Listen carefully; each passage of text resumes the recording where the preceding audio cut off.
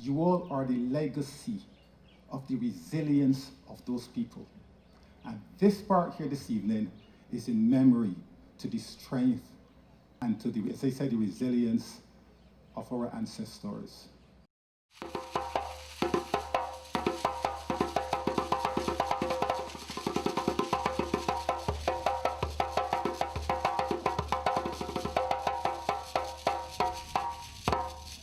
I'm weary, and I'm tired when the day is done. But you see me? I cut the sugar cane till it burn my hand. Planters planted sugar cane, it grew big and tall. It grew in sun and it took in rain, money for one and all. Pittance.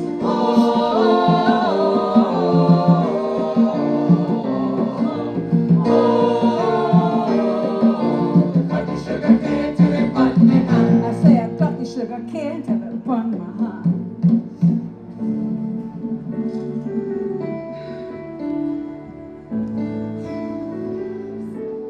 On August 23, 2020, the government of Barbados officially opened the Rock Hall Freedom Park. While most of us would have only heard about slavery through reading books, watching television, or by listening to stories passed down through our ancestors, these names engraved here on the monument site represent those former enslaved persons who would have helped to establish Rock Hall as Barbados' first free village post-emancipation.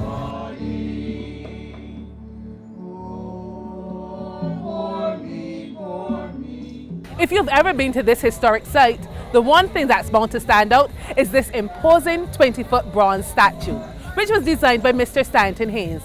He tells us about the inspiration behind his iconic design.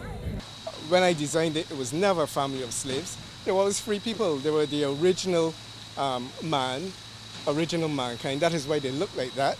And they're asking all people to come and be free, not just black people, but as I said, black people, white people, yellow people, any color people, come and be free, because it is supposed to be an area crossing the ravine to a better place where you have, again, black people free of shame of being slaves, and white people free of guilt from enslaving black people. And so all people can come together. It's basically a symbol of what heaven could be like if you had to go there.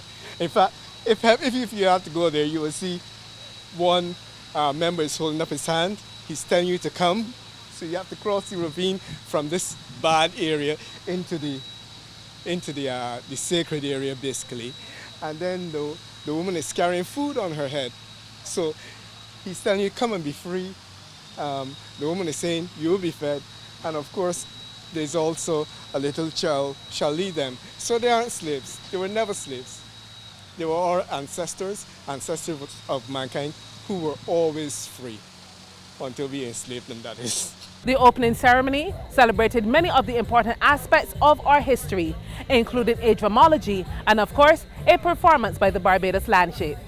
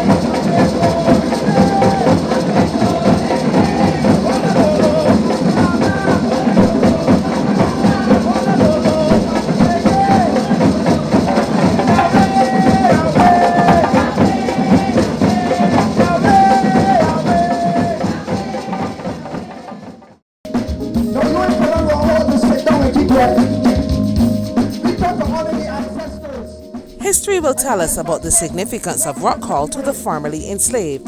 But for Adisa Andwele, popularly known as Aja, it was home. As a descendant of Robert Downs, an original landowner in Rock Hall, he tells us what it was like growing up in this historic village. Woodward Marshall and Ronnie Hughes sort of rediscovered the importance of Rock Hall. I remember they made the film Freedom Is with like Miss Ben was in there, and she was like the grandmother of all of us, you know, and the images of Rock Hall. And I really felt proud, not knowing that I born in such a significant place. And then afterwards I found out that two of the founders of Rock Hall that came down from Mount Winton Plantation, Robert Downs and his wife Jane Argyle were my great grandfather and grandmother, right? You know, the Downs, and Robert Downs' name is on the plaque.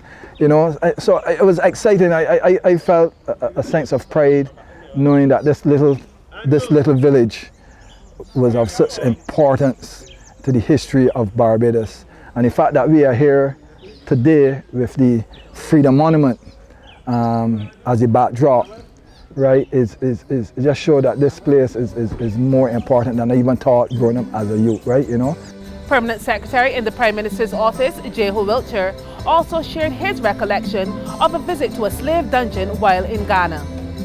I was privileged to visit Ghana in February this year. I was a student of the University of the West Indies. I did history and I think political science. And I can recall when I entered the slave dungeon, the section that was for the women. I have never felt such tangible pain in all of my life. And I can recall that day when our tour guide told us what the slaves would have gone through.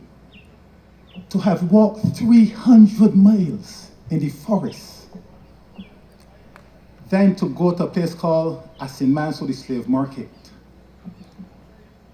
where they had their last slave bath, and to be shaved with a broken piece of bottle.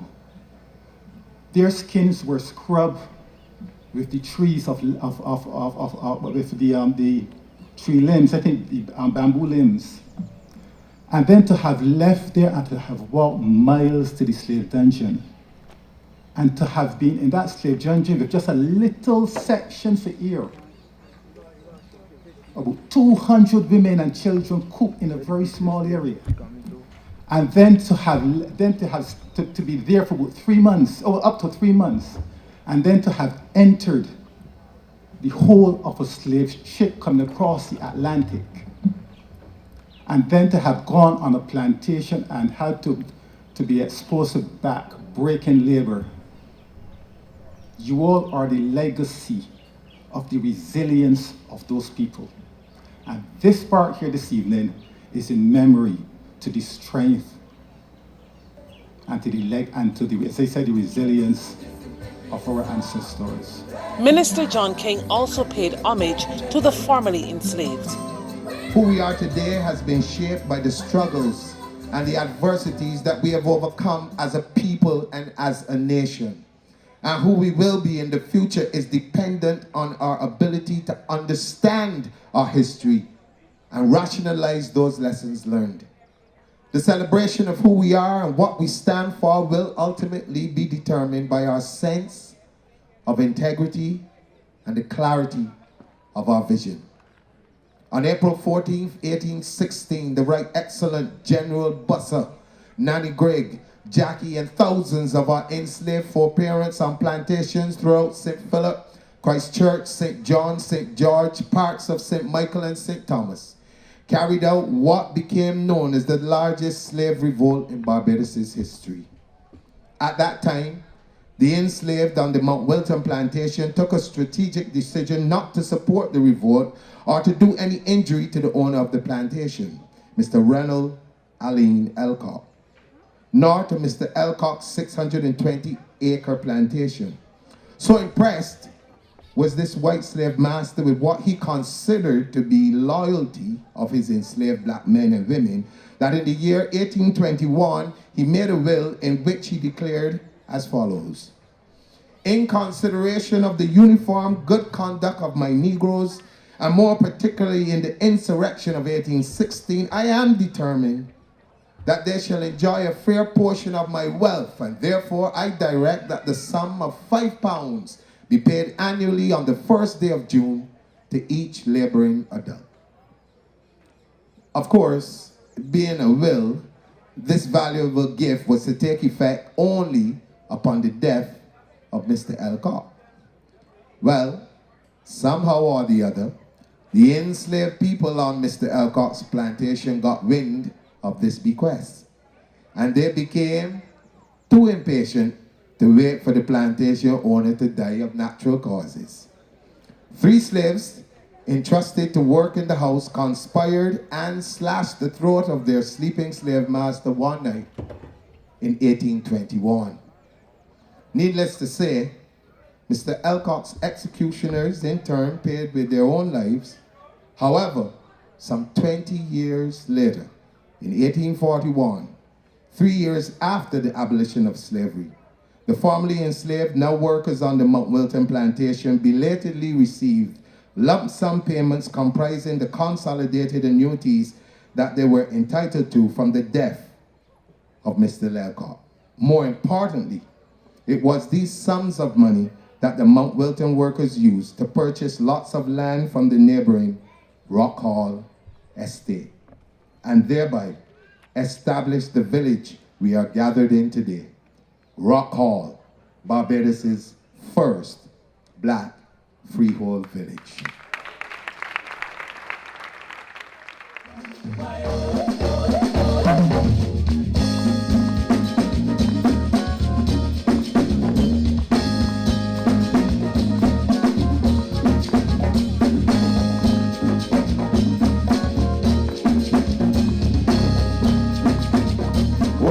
Since my island circumference, 1966 we became independent. November 30th, need a celebration. A pretty little flower is a pride of my nation. 166 is my island circumference, 1966 we became independent. November 30th, need a celebration. A pretty little flower is a pride of my nation.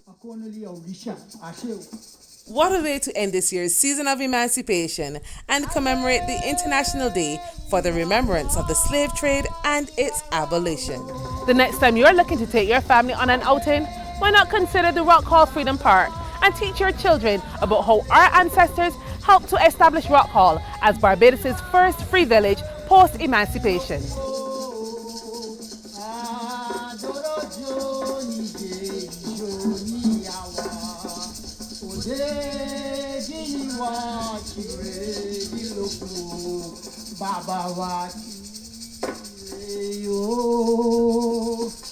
Baba Wati,